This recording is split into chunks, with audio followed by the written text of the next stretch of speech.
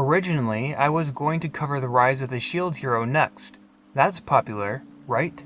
But having just watched the first episode of that show, I don't know. I'm not really sure how I want to cover some of its darker subject material, especially given today's political climate. One of the main reasons I shifted over to this more positive short video essay format was to avoid getting massacred in the comments section. My Toradora video taught me that, though that view to comment ratio is actually pretty spectacular.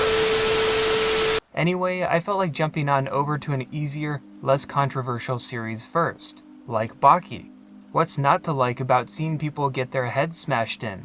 Not literally, of course. We're talking cartoons here, and I probably should mention that if you got your 3-year-old sitting on your lap right now, maybe consider switching to something else. This video is going to be brutal. Just look at all this carnage. The show really embraces its violence, so much so that I'm pretty sure that's the entire reason it was made, to showcase crazy, impossible battles. I mean, this character literally blows a security guard's brains out.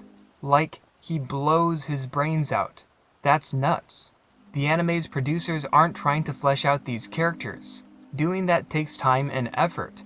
This is all about pushing the envelope in the gore department, and doing so in creative, entertaining ways. Of course, that's assuming the lack of character development here continues on into the future. Saying that might be a bit premature. After all, it's just the first episode. Sometimes a series takes its time building up the goals and motivations of our lead character, but the anime doesn't even hint at anything deeper within our protagonist Baki, so I'm not expecting much in that department. He's quiet, detached. He doesn't seem to have friends, ambition, or personality. He's just here so the bad guys have someone to fight, which might actually end up being his arc. Baki's opponents have personality and the drive to test themselves. They want to face the best fighters out there and either triumph or fail. That's why each of them says, I want to taste defeat. Right before escaping prison and heading for Japan. One after another, and another, and another. The fact that they're all escaping at the same time is explained away by the term synchronicity, or something. It's vague and, I imagine, intentionally illogical. The head of Tokyo's underground fighting arena, Mitsunari Tokugawa, tells Baki an old story about nitroglycerin crystallizing all over the world at the same time, then claims this has something to do with insanely powerful fighters converging on the city over the next few days. When matter and living beings and even ideas that seem to be completely unrelated undergo changes at the same time in the same way on a global scale. That's what I mean when I say synchronicity. Right. Well, at least we know what kind of show we're in for. The type that doesn't want you asking probing questions. All you need to know is that the convicts are getting telepathic signals to go to Tokyo at the same time, because the story needs them to be in Tokyo at the same time. The crystallization of nitroglycerin thing has no deeper relevance than that. It isn't implying some sort of evolutionary change in any of the fighters. They were strong before, they're strong now. As proof, one punch is all it took to finish off this All-American wrestling champion 2 years prior. In some ways, I feel like this is meant as a parody of sorts. It's giving us classical, overpowered contestants, but instead of trying to make halfway plausible reasons for why they're traveling to Japan, or as powerful as they are, they intentionally give us the most eye-rolling explanations they can think of. Like the whole gas bit. You never answered. What's the most poisonous gas? The answer is this. That doesn't make any sense. Air isn't the most poisonous anything. Neither is carbon dioxide, if that's what they're going for. And this guy certainly didn't die from inhaling poison. He's dead because Mr. Yanagi blew his brains out of his head.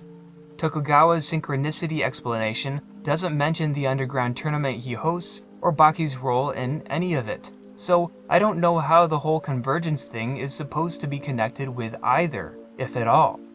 5 unrelated criminals on death row spontaneously left the same message and are heading for Tokyo. Baki. You know what that means, don't you? I actually don't know. What does it mean? The fact that the old man's saying all of this makes me think that he must be referring to Baki.